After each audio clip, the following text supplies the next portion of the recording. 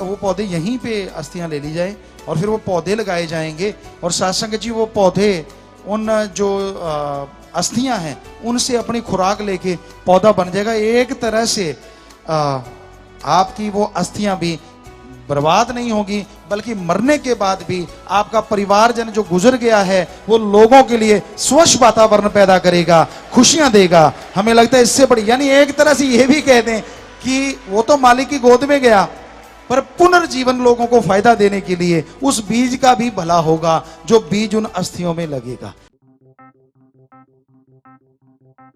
पर्यावरण सुरक्षा, global warming व पवित्र नदियों को गंदगी मुक्त करने के लिए 23 मार्च 2014 में डेरा सच्चा सौदा के पूज्य गुरु संत डॉक्टर गुरमीत राम रहीम सिंह जी इंसा ने अस्थियों पर परोपकार मुहिम की अनूठी शुरुआत की, जिसका असर देश के साथ साथ विश्व के ताकतवर देशों में भी देखा जाने लगा है। पूज्य गुरु जी की इस मुहिम को विदेशों ने गहनता से रिसर्च कर अपनाना शुरू कर दिया है। अस्थियों पर परोपकार मुहिम के तहत पूज्य गुरु जी द्वारा करोड़ों साध संगत से अंतिम संस्कार के बाद मानव अस्थियों को पवित्र नदियों में विसर्जित न करके उन अस्थियों पर पेड़ पौधे लगाने का आह्वान किया गया है।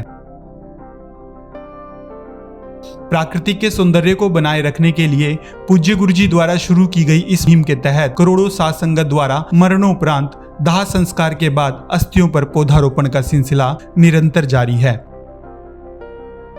आपको बता दें कि पूज्य गुरु जी की इस मुहिम को अब भारत के साथ संयुक्त राज्य अमेरिका ने भी अपना लिया है। इसके तहत वहाँ किसी शख्स की मौत होने के बाद उसके परिवार वाले शव को प्राकृतिक तरीके से मिट्टी में मिलाने का इंतजार नहीं करते, बल्कि इसकी जगह वो अपने परिजनों के शव को खाद के रूप में बदल रहे हैं।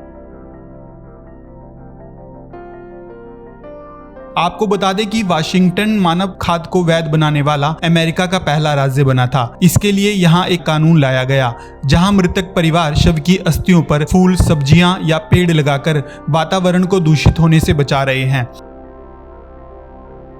इस रिपोर्ट में हम आपके साथ 23 मार्च 2014 के दौरान पूज्य गुरु जी द्वारा अस्थियों पर फरमाए गए पावन वचन भी साझा कर रहे हैं।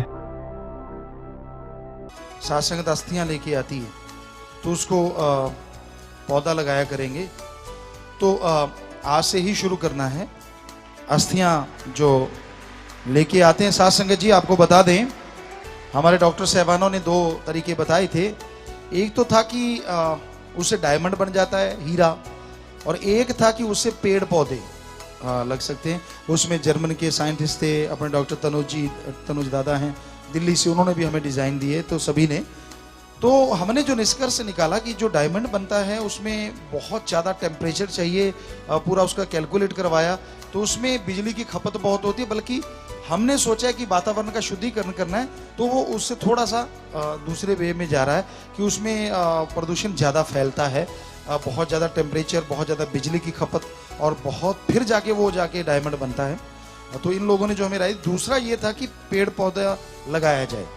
तो गमले में था, हम सोचते गमले की ज़रूरत नहीं है, आप कोई भी खेती की जगह बता दो, तो वहाँ वो जैसे मिक्सचर उन्होंने बनाया डिज़ाइन, उस डिज़ाइन के अकॉर्डिंग वैसे ही उन अस्थियों को डाल के पौधा लगा दिया जाए। गमले में, यहाँ गमले रख लो 15, 10, 15, उसमें आप वो जो भी ये अस्थियाँ लेके आते हैं उसमें डलवा लिया करो, और अपने 2-4 सतरंचारी या जो भी खेतीबाड़ी वाले भाई हैं या 25 मेंबर 2 ऐसी ड्यूटी लगवा दो, तो वो जाएं और वहाँ रोपित करके, होल करने वाली मशीन है या जैसे भी बोकी वाले वो जो होते हैं, तो उनसे मार के उसी डिज़ाइन में डालकर उस पर पौधा लगा दिया करें।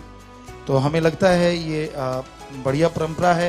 परिवार वाले को पता नहीं चलेगा मेरा पौधा कौन सा है, और वो क्योंकि कहीं पौधे को पकड़ पकड़ के ना रोने लग जाएं, हम नहीं चाहते किसी को दुख हो। तो इसलिए वो पौधे यहीं पे अस्थियां ले ली जाए और फिर वो पौधे लगाए जाएंगे, और साथ संगत जी वो पौधे उन जो अस्थियां हैं उनसे अपनी खुराक लेके पौधा बन जाएगा। एक तरह से आपकी वो अस्थियां भी बर्बाद नहीं होगी, बल्कि मरने के बाद भी आपका परिवारजन जो गुजर गया है वो लोगों के लिए स्वच्छ वातावरण पैदा करेगा, खुशियां देगा। हमें लगता है इससे बड़ी, यानी एक तरह से ये भी कह दें कि वो तो मालिक की गोद में गया, पर पुनर्जीवन लोगों को फायदा देने के लिए उस बीज का भी भला होगा जो बीज उन अस्थियों में लगेगा। क्योंकि सत्संगी के अस्थियों में अगर कोई बीज लगेगा तो उसका भला कैसे नहीं मालिक करेगा। तो कितने भले हो गए ये अगर गिनती करें तो। साध संगत ने वैसे हाथ खड़ा किया है इस बारे में कि ऐसा लगना चाहिए, तो एक बार फिर पूछ लेते हैं जी। कहने की जरूरत नहीं है। और आशीर्वाद मालिक खुशियां दे बेटा, हाथ नीचे कर ले, नारा लगाते। वास्तव में जिस तरीके से पूज्य गुरुजी समूचे मानवता पर परोपकार कर रहे हैं, उसे देर या दुरुस्त समाज व सरकारों के साथ साथ संयुक्त राज्य के बड़े बड़े देश भी अपनाने लगे हैं।